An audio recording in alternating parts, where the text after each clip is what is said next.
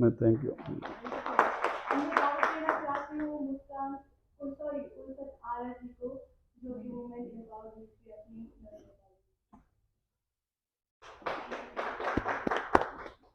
कर दो फिर कंक्लूड थोड़ा बहुत। हाँ नहीं, मुझे बता देना था ना, मुझे, मैंने समझा, मुझे बता। अगर गज में हस्ती में औरत ना होती, ख्यालों की रंगी जन्नत ना होती, सितारों के दिलकश नजारे ना होते, बहारों की रंगी हकीकत ना होती. A very warm greetings to each and everyone present here, honorable guests, respected Shazia ma'am, and all the esteemed guests, and all my dear friends. A very warm greetings and a very cordial thank for your benign presence, and apologies from the principal sir side. उनने कहा था कि वो आ नहीं सके क्योंकि उनकी principal. Thank you so much sir for your benign presence, and they were unable to come here. Thank you everyone for your benign presence. So today, you all know that we are gathered here for the very prime issue, that is women empowerment. You all know that India is called as Bharat Mata, right? Not Bharat Pita. Then how on earth India becomes the fourth most dangerous place for the women to reside in? Actually, we are living in a society where children are taught that my son, my beta, boys don't cry. But instead, we need to make them learn that boys don't make girls cry. I know there are boys who respect girls, who salute them, and who worship them. And my kind of salute to those boys. But I am here to talk about those women, those men who exploit women. Today I am here to talk for women who are being subject of prostitutions, who are being imposed dowries, and who are the subject to domestic violence and marital rapes. Before starting my topic, I would like to utter a couplet aiming to show you the reality of the society. औरत कोई बोझ नहीं, बोझ बनाया हमने. औरत कोई बोझ नहीं, बोझ बनाया हमने. सती से लेके बाल विवाह दहेज बनाया हमने. समाज बनाया हमने, रिवाज बनाया हमने, और औरत को एक दबी हुई आवाज बनाया हमने. You know, a Saudi man divorced his wife just because she was walking ahead of him. It is funny, right? But you know, girls who need to be empowered, really need to work for the empowerment, it's you. You need to be awakened. It's you. You need to fight for yourself because you are the defender of yourself. And let's all together prove what Margaret Thatcher said. She said, if you want something done, ask a woman. I'm repeating. If you want something done, ask a woman. And if you want something said, ask a man. Well, times have changed, centuries moved like the clouds on the clear sky, but still, is this the world any better for women?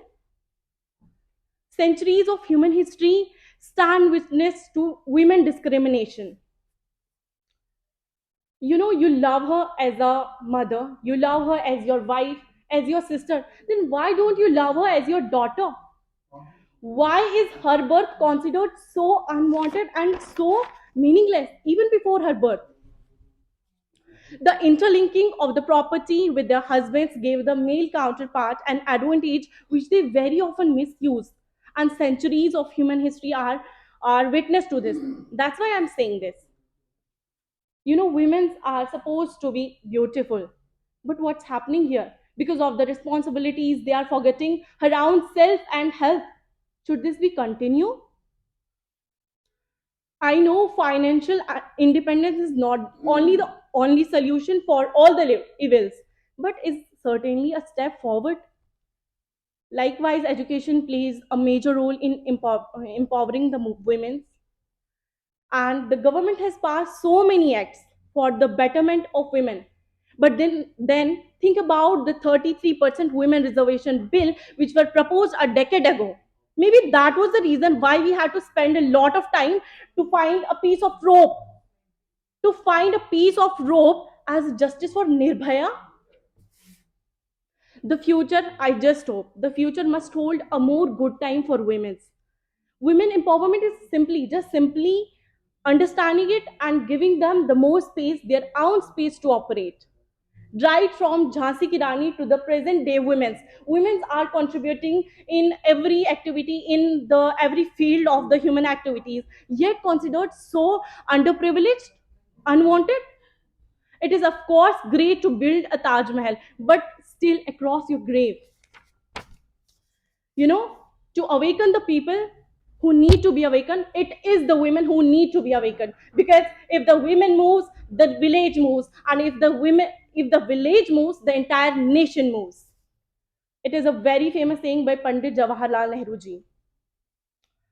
Well, we have a recent survey which says that 6 out of 10 girls wish that they were boys. But I belong to the rest 4 of the population, because I don't want to live the life of a person who is given freedom. Rather, I want to live the life of a person who deserves freedom. Thank you so much. Thank you so much. तो ये थी हमारी third same से उल्फत आरा जी, बहुत बहुत शुक्रिया। मंजिल से आगे बढ़कर मंजिल तलाश कर, मिल जाए तुझको दरिया तो समंदर तलाश कर, हर शीशा टूट जाता है पत्थर की चोट से, पत्थर ही टूट जाए वो शीशा तलाश कर। अब मैं दावत देना चाहूंगी हमारी चीफ गेस्ट शाजिया खान जी को स्टेज पर।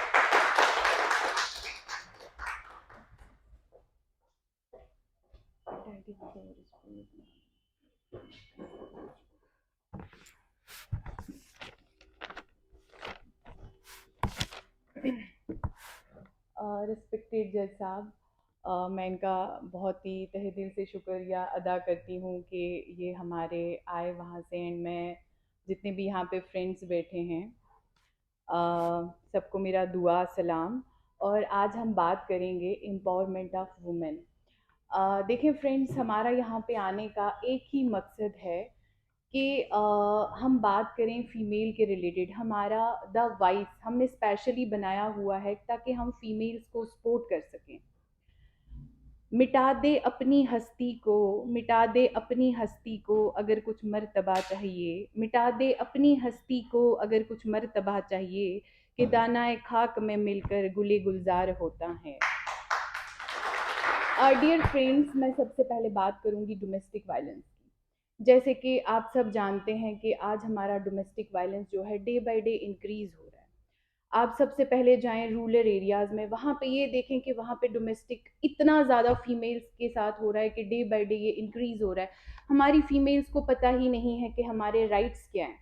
एक फ़ीमेल जो है उसके लिए बहुत सारे राइट्स बनाए गए हैं, लेकिन मैं बड़े अफसोस से ये कह रही हूँ कि जो हमारे राइट्स बनाए गए हैं वो इम्प्लीमेंट नहीं हो रहे हैं, वो वैसे हमें नहीं मिल रहे हैं कि जैसे मिलना चाहिए। अगर राइट टू इक्वलिटी है, मैं चाहती हूँ जितनी भी आप यहाँ पे फीमेल्स बैठी हुई हैं वो सब और फीमेल से बात करें। अगर हमारे राइट्स हैं, आप डरें नहीं, आप एक दूसरे को सपोर्ट कीजिए। आप जहाँ पे देखेंगे कि हमारा मेन मकसद ही है यहाँ पे आने का कि हम आप लोगों को सपोर्ट करें। अगर आप कहीं पे देख रही हैं कि किसी फीमेल के साथ डोमेस्टिक वायलेंस हो रहा है, डोमेस्टिक वायलेंस ये नहीं है, डोमेस्टिक वायलेंस बहुत तरीके का हो रहा है। जैसे कि हमारी फीमेल्स जो होती हैं, जो बच्चियां होती हैं, उनकी जब शादी होती है, आफ्टर मैरिज क्या होता है, जब उनकी शादी होती है तो उनके हस्बैंड जो है उनको टॉर्चर करते हैं, चाहे वो मेंटली हो चाहे वो फिजिकली हो। तो फीमेल्स क्या करती हैं, वो सहती रहती हैं। ठीक है, एक फीमेल जो होती है, जब बाय बर्थ एक फीमेल जो है वो पहले डिपेंड होती है अपने फादर पे, उसके बाद जब वो ओल्ड हो जाती है वो डिपेंड होती है अपने सन पे। अल्लाह ताला ने सबको एक अपना पावर दिया है, चाहे वो मेल है या फीमेल है। तो मेरा मेन मकसद ही यही है कि आप इस चीज़ को सपोर्ट करें। जिनको भी लग रहा है कि आपकी वहाँ पे जो है किसी के साथ डोमेस्टिक वायलेंस हो रहा है, वो एक दूसरे को सपोर्ट करें। यहाँ पे जैसे कोई पुअर होते हैं, वो ज़्यादा केस नहीं लड़ सकते हैं, तो उसके लिए जो है लीगल एड्स में जो है एडवोकेट्स जो है होते हैं, हाँ लीगल सर्विस हैं, वो आपको फ्री ऑफ कॉस्ट जो है एडवोकेट्स हायर करते हैं। आपको लगता है आपकी सोसाइटी में किसी के साथ बुरा हो रहा है, आप उनको सपोर्ट कीजिए, उनसे बात कीजिए, उनको बताइए, उनको समझाइए कि फीमेल्स के कितने सारे पावर्स हैं। ठीक है, अब देखें जैसे मैं बात करूंगी कि हमारी डावरी, जो डावर है वो डे बाय डे इंक्रीज हो रहा है। अब देखें जैसे दो तरह के लोग होते हैं, एक पुअर होते हैं और एक रिच होते हैं। ठीक है, अब जो है रिच पर्सन जो है वो अपनी बेटियों को जो है दहेज बहुत ही अच्छे से देते हैं, और उनकी बेटियों की शादी बहुत ही अच्छे से हो जाती है। आज की सोसाइटी में आप देखें, जो हमारी फीमेल्स हैं वो 40-45 एबो भी हैं, बट अभी भी उनकी शादी नहीं हो रही है। रीज़न क्या है? डावर। और हमें इस डावर को कंट्रोल करना है, हमें इस डावर को प्रिवेंट करना है। और ये सिर्फ ऐसे नहीं होगा, सिर्फ एक फीमेल की वॉइस से नहीं होगा, ये सिर्फ एक बंदे की आवाज़ से नहीं होगा। मुझे चाहिए आप सब लोगों का सपोर्ट, ताकि हम इस चीज़ के बारे में बात कर सकें। ठीक है, अगर देखें जी, डावर का सिस्टम कौन बनाता है, कस्टम कौन बनाता है? कस्टम सिर्फ हम लोग खुद बनाते हैं। जैसे एक यहाँ पे फीमेल है, अभी उसकी शादी होगी, उसके पापा जो हैं बहुत ज़्यादा रिच हैं, हाई पाई हैं, तो उनके पापा ने उनको कार दे दी, उनके पापा ने उनको ऐसे ऐसे कस्टम्स दे दिए कि जो यहाँ पे दूसरा बंदा है वो सब नहीं दे सकता। तो सोसाइटी में ये चीज़ चलती है, तो जब उनकी शादी होती है वो उनको डिमांड करते हैं डावर की। तो ये चीज़ जो है हमें अपनी सोसाइटी में ख़त्म करनी है। या एक फ़ीमेल जब है वो जैसे किसी ऑफिस में वर्क करती है या कहीं पे जाती है, तो उसको वो राइट नहीं मिलता है, वहाँ पे इक्वालिटी से नहीं देखा जाता है। जैसे कि हाँ, ये फ़ीमेल है, उसको कमेंट करेंगे, देखो जी ये पहना है, ऐसे है, वैसे है। तो ये चीज़ें हमें सोसाइटी में जो हैं, ये चीज़ें सोसाइटी में ख़त्म करनी है। एक फ़ीमेल का बहुत सारे राइट्स हैं, एक फ़ीमेल किसी से कम नहीं है। जो आप फीमेल्स यहाँ पे बैठी हुई हैं, कल वही आप आईपीएस ऑफिसर, केस ऑफिसर्स बनेंगी इंशाल्लाह।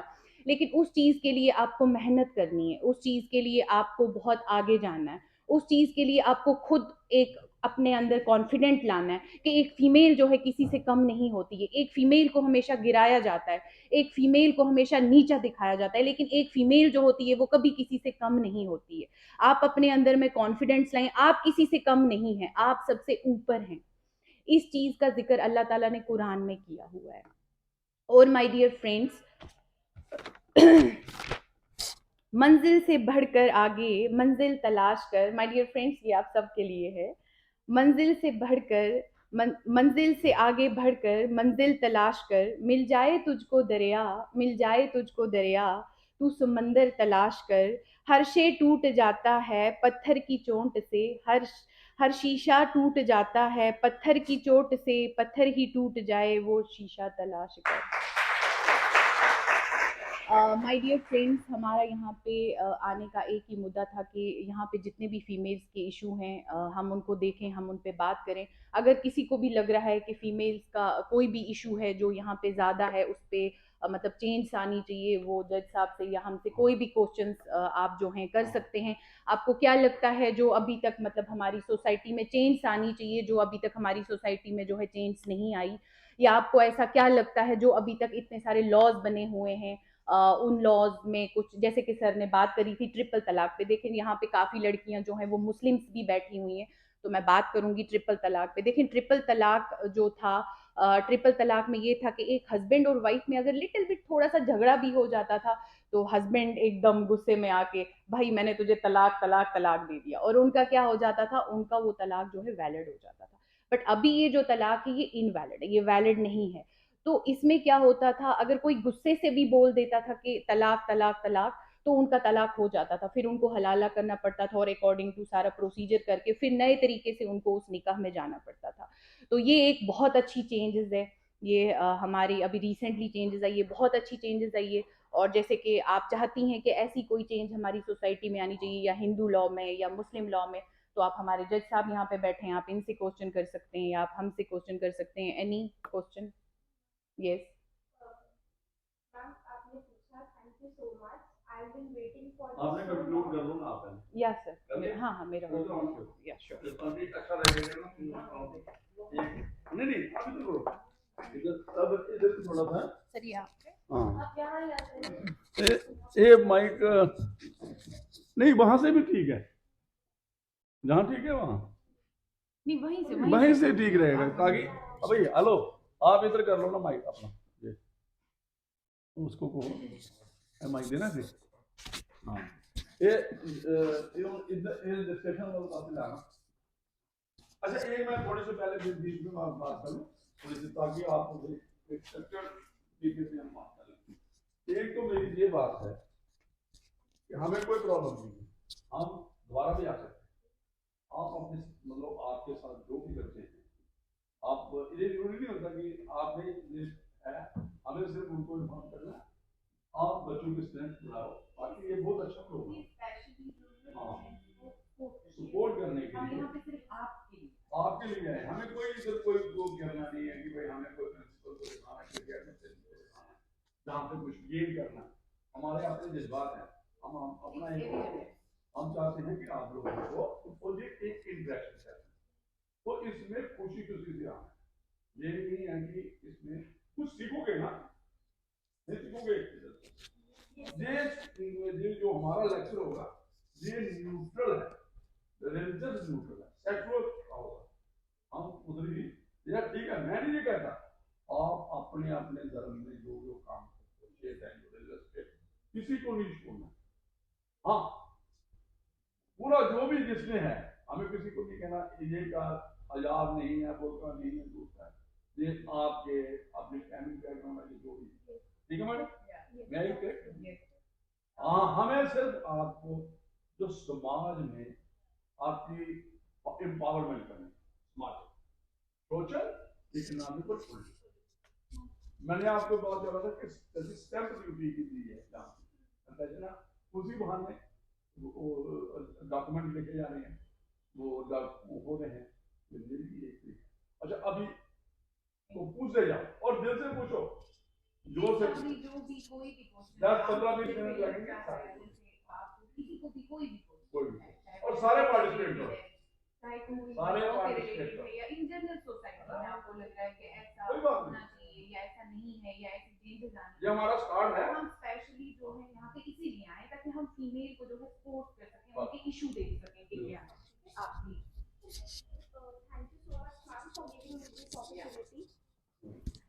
Ma'am thank you so much. मैं इस चीज़ के लिए बहुत देर से, आप बोल सकते हो, वेट कर रही थी। मैंने अपने स्कूल में भी इस आवाज़ को उठाया है। मैम मैं आप सबको बताना चाहती हूँ कि मेरा पालन पोषण केवल मेरी माँ ने किया है और उनके ही संस्कार मुझ में है कि मैं आज आपके सामने इतनी कॉन्फिडेंटली इस चीज़ के बारे में बात कर पा रही हूँ। So I am born and brought up by a single mother. सो हमारी भी फैमिलीज़ में कुछ ऐसे ही इशू हैं। तो मैम मैं चाहती हूँ कि मैं वो आवाज़ बनूँ जो कि मेरे जैसी हज़ारों लड़कियों की मैं एक ताकत बनूं, जिनके लिए मैं कुछ कर पाऊं। तो मैम जब भी, चाहे वो स्कूल हुआ या कॉलेज हुआ, कभी भी कोई ऑफिस भी हुआ, मैं गई तो उन्होंने मुझसे हमेशा एक सवाल पूछा, बेटा आपका नाम। और जब मैंने उन्हें नाम बताया मुस्कान, और उन्होंने हमेशा मुझसे मेरी कास्ट नहीं पूछी, उन्होंने पूछा आपके पिता का नाम क्या है। और वो पिता का नाम मुझे इतना ज़्यादा हर्ट करता है क्योंकि मेरी हर एक चीज़, मेरे पालन पोषण से लेके, मेरी एजुकेशन से लेके, मेरा खान पान केवल मेरी माँ की बदौलत है। और अगर मैं उनका नाम अपने नाम के साथ नहीं जोड़ सकती और ये सरकार मुझे वो हक नहीं देती है, तो ये चीज़ बहुत गलत है। मेरी सरकार से हाथ जोड़ के बहुत ज़्यादा अपील है कि जहाँ भी ये चीज़ कहीं भी हो, कोई भी लड़की से जब आप ये सवाल करें कि आपके पिता का नाम क्या है, तो आप उसे पिता का नाम ना पूछें, आप उसे ये पूछें कि आपकी माता का नाम क्या है। क्योंकि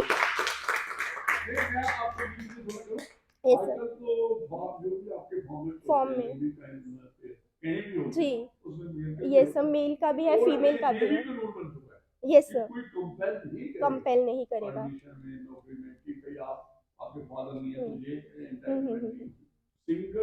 पेरेंट इज ऑल्सो इक्वल। तो मेरी, यस सर, पेरेंट पे ही कर सकता है। Yes sir. तो मेरी अपील सरकार से और हम जहाँ भी बैठे हैं उन सबसे यही रहेगी कि जब भी कोई महिला या लड़की आपके पास एक आस लेकर आए, तो आप उसे हमेशा उसका हौसला बढ़ाएं, ना कि उसे ऐसे सवाल करके उसे हर्ट किया जाए। क्योंकि मैं उस चीज़ से गुजर गई हूँ और अभी भी ऐसा कहीं भी होता है। क्लास में भी हमेशा पूछा जाता है, आप जब भी मैं स्कूल में थी, कि आपके पिता का नाम क्या है। तो मैं ऐसा बस यही चाहती हूँ। Thank you so much.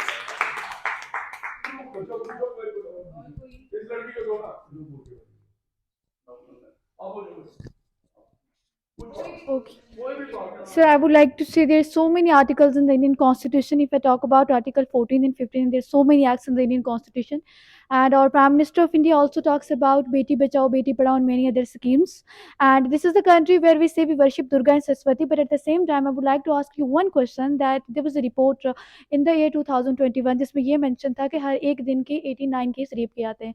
So according to you, what is the reason behind this, that even after there are so many articles, even there's so many policies from the government, but still the condition of women is very worst, I would say. As I come from a village, I have seen this thing very closely. So according to you, what is the reason behind this, that women are still facing these such kind of issues in Indian society? Sorry. मैं तो आप बोल कोई नहीं हैं? देखिए बैठिए, देखिए जो आपने कहा मेरे पास है, और जो आपने कहा, तो ये जो एक और बात कर दूं, सबसे जो टकराव ज्यादा है वो वुमेन और वुमेन में है, सास और बहू में है। हाँ, लेकिन बच्चों, बेटी और माँ एक जैसी है, उनमें नहीं है। ये क्या फर्क है? उनका बड़ा तालमेल है, और गाने भी पंजाबी बने हुए हैं, आपने सुने हैं, और मार तो यहाँ बिछड़ लगी हैं। हाँ जी, सुना ना? तो ये क्या बात है, मुझे बताओ। पहले आप इस पे मेरी बात सुनो, बहू और बेटी में क्या फर्क है, तो बाकी बातें बाद में करें। इसको अच्छा समझे मेरी बात? हैव यू अंडरस्टूड मी? मैं क्या कह रहा हूं कि ये भी एक ठीक है आपकी बात, कि वो मैं ये पहले ही मैडम ने कहा, इन्होंने रूरल टच भी दिया कि भाई ये हम कन्फाइन नहीं रहेंगे शहर तक की, जब कुछ फैमिली तक, कोई अच्छी फैमिलीज हैं तो उसमें बच्ची को, तो ये वुमेन एम्पावरमेंट की जो 33% आ रही है। पहले हमारे यहाँ पे MBBS कॉलेज थे, आपको पता है MBBS की सीटें 50% फारूक अब्दुल्ला साहब ने, जो नेशनल कॉन्फ्रेंस की हुकूमत थी, उन्होंने, शेख साहब के टाइम होगी या मैं फारूक साहब, 50% हमें डॉक्टर चाहिए थे। अभी डॉक्टर क्यों चाहिए थे फीमेल? क्योंकि हमारी सोसाइटी, हम जो फीमेल डॉक्टर से हैं, फीमेल कंफर्टेबल रहती है, और ये सोसाइटी भी कंफर्टेबल रहती है, तो इसलिए डॉक्टर। तो जो आप बात कर रहे हो ना, थोड़ा सा जैसे इन्होंने बात की, आपको ताकत लानी पड़ेगी, और जहां से ही ताकत होगी, स्कूल से ही, तभी तो है बेटी पढ़ाओ बचाओ। पहले बचानी है। देखो कितना कुछ हो रहा है, फिर तक ये जो डिटर्मिनेशन होता, सेक्स डिटर्मिनेशन जो पहले होता था वो, और उससे क्या होती थी, फिटर डेथ, वहीं पे ही मारते। ये हमारी हिस्ट्री भी रही है। सती प्रथा थी एक जगह हमारे हिंदुओं में, या कहीं भी, वो तो एक कॉमन सी सोसाइटी है, जो इंडिया डाइवर्स सोसाइटी है। ये जो चीज़ें हैं ये अभी बदलेगी, ऐसी बात नहीं है, बदल रही है। अभी हमने कहा इकोनॉमिक जो ग्रोथ है, जैसे हमने कहा अभी वाइफ से बन गई, हाउस वाइफ से बन गई, तो ऐसे ही थोड़ी थोड़ी चीज़ें